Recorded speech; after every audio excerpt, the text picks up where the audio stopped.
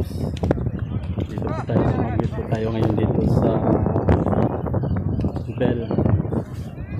Saan balance na natin magkakasting mga katropa Peps. So ito lang mga katropa Peps, tingnan muna po yung tao mga katropa Peps.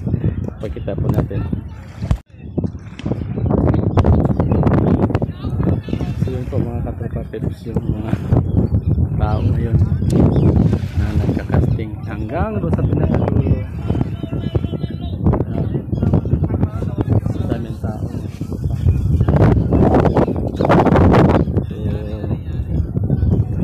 Paano po tayo nyo makapag-casting?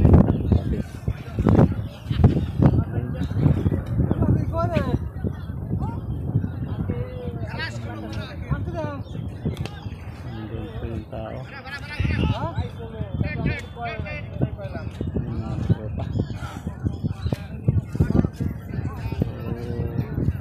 Yung iba nag-spinning na.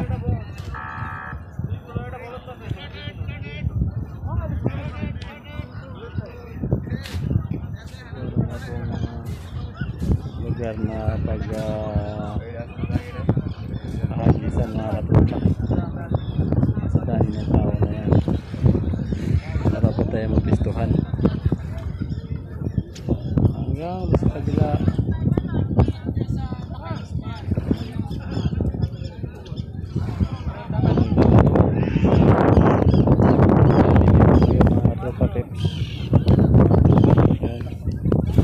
Video na lang tayo.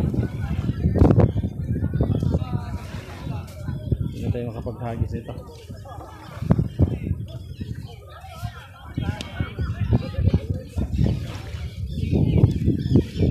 Ayun mga katropa, mas marami pa yung tao kaysa sa isda.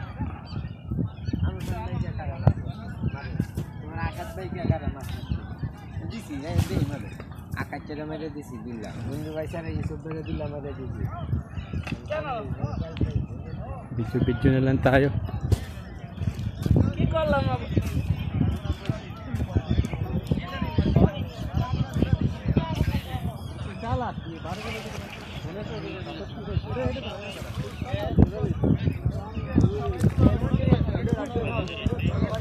Ano tayo makahuli niyan? Marami pa yung tao kaysa sa isda.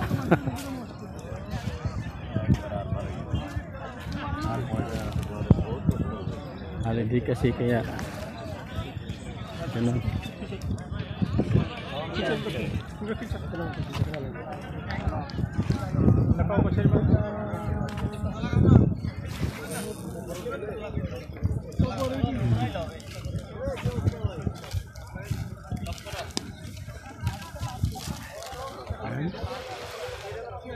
Video na lang tayo. Ang tao niya, wala kang mapistuhan. Ayun mga katropa, matindi ang labanan ngayon sa fishing spot na ito. Daming tao. Hindi pa yun nakarating sa dulo. Ayan.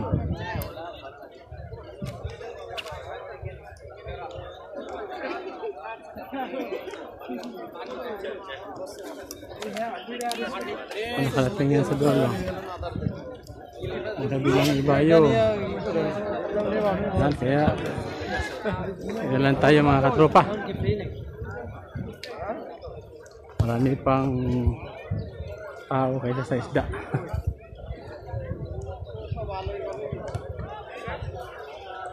Yan.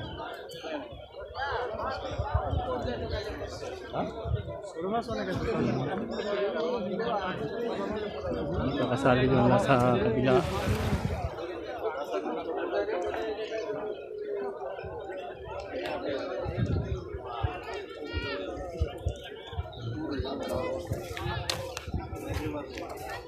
Mga katropa, muna tayo.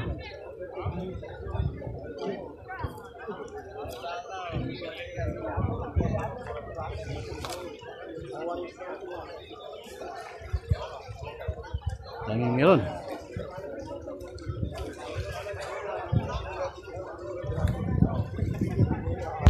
Yun mga katropa peps. Tapos na rin po yung ating pag-uusyoso. Hindi tayo makasingit kaya nagbibideo na lang tayo mga katropa. Holiday kasi ngayon kaya yun, daming tao.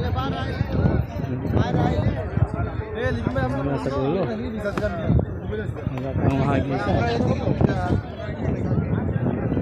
Mga katropa, babalik tayo pag hindi na holiday. Maganda sana yung spot at may mga tanigi itong spot na ito kasi lang hindi tayo makasingit. Maya madisgrasya pa yung ating lure.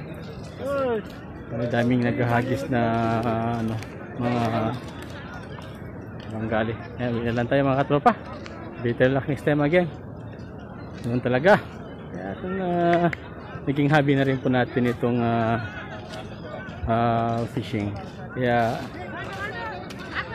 ito na natin. For more video updates mga katropa, don't forget to subscribe my YouTube channel. And aspiring angler po mga katropa, baguhan pong angler. At ako po inainggan nyo dun sa pag fishing. Maganda pong hobby mga katropa. Bye bye mga katropa tips.